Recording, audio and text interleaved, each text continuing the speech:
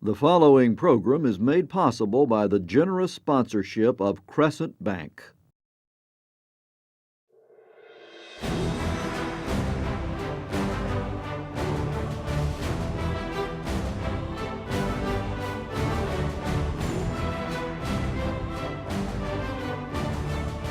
From the campus of Coastal Carolina University, the Center for Military and Veteran Studies is pleased to present Military Memoirs.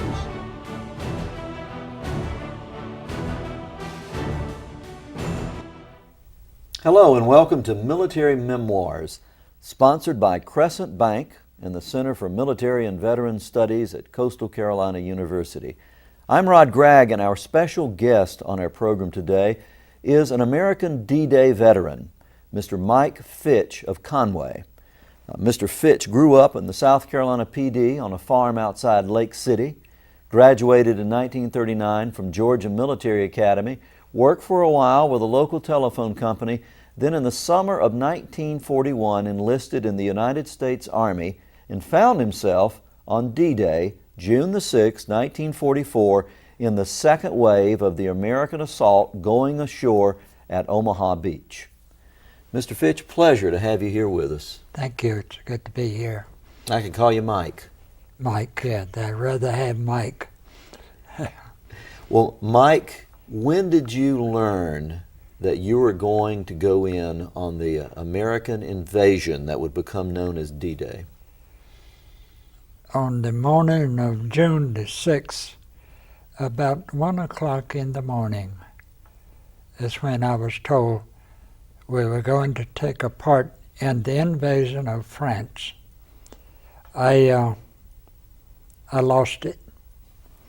I'm not ashamed of it. I started crying. I was scared. I didn't know that I'd ever see back home again. I was with an officer that I worked for, and he told me to don't give up on him, that he would take care of me. And he did just that. He protected me like I was a baby. I went, whenever we unloaded off of the craft that we were on, we went out into the water. It come up to my chin at first because there was a lot of waves, a lot of wind. It was cold, and everywhere I looked, there were bodies laying around, and I thought, well, the next one will be me. And then the captain shoved me down under some kind of steel bar, and he says, don't move, stay still. And we stayed there for, I'd say, 45 minutes. And there was a lot of machine gun fire and some artillery fire coming in, and they were ricocheting off of the steel all over me. And I thought, Lord, we will never make it. And all I could see was bodies laying around, and some hollering for help and some crying. And I Well, let's back up a minute and talk about how you got in that situation. Now, you were in a special platoon, intelligence and reconnaissance. And you were attached to a reconnaissance officer. Yes. And where were you stationed when you learned that you were going to be part of the invasion? I was in a ship on the way to the battlefield. Mm-hmm. If anyone knew about it other than the officers, I don't know. I did not know anything until 1 o'clock in the morning, whenever this officer told me we are taking a part in an invasion. Well, you knew, like a lot of American troops and the Americans at home, that sooner or later the Allied forces in World War II in Europe were going to leave England and were going to invade France, which was occupied by the Germans. Yes. A good many of them knew about it because they had been briefed previous that we didn't get at the time, because we were attached unknowing to what was going on. And well, if you put this in the big picture, Adolf Hitler's Third Reich military had conquered most of Europe. yes, Beginning with the invasion of Poland in 1939.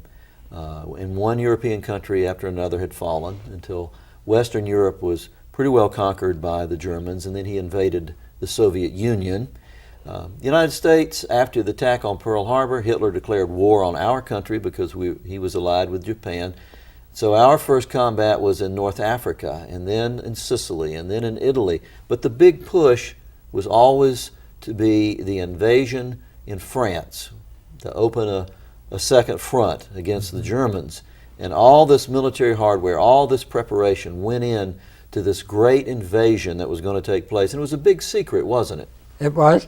And the first, what we knew about it when the invasion of Pearl Harbor, we got the message we were in Iceland, and we were told to carry our rifles wherever we went. He says, I don't know that we have any enemy here, but we don't know for sure.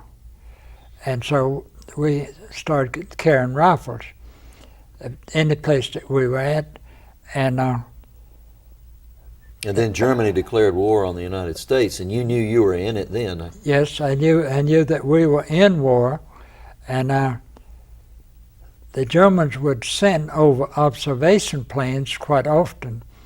Luftwaffe, I believe they called them. They would fly. The Americans didn't bother them at that time because they wouldn't do anything but just flying. But when a fighter plane would come over, the Americans would take care of that. Well, you were attached to an intelligence officer, a Captain Hughes, you told me. Yes. And what was his full name? Kenneth E. Hughes. And his job and your job eventually would be to provide reconnaissance and intelligence information between the lines. That's right. Between, and I never did know what was in the message. I had it, and my instructions were, if I get captured, chew it. If you get killed, I'll try to, the captain said, I will pick it up. But if you get captured, chew the information, don't, and then he said, you don't look at it, it's private. These were messages that were being taken by the delivered captain from in between the lines back to the American forces. Yes, that's what we were doing. So you had a dangerous job before you, even after you got through Normandy. We were going day and night. We never knew when we were going to have to pull up. So a lot of times we had to get up before daylight, and a lot of times we had to get up at 12 o'clock at night. In the daytime, it wasn't too bad. You could see what you were doing. We did not have lights on the vehicles. You were in the dark all the time. You had a little, I call it smaller than a candle light that was on your dash up in the front. And but we had two iron bars welded to the front of our Jeeps, 7 feet high. The Germans would string, we called it piano wire, because they would put it across the road and it would cut your head off if you didn't have protection. A lot of them got hit because they were moving without the protection. But they put two on the Jeep that I was in, and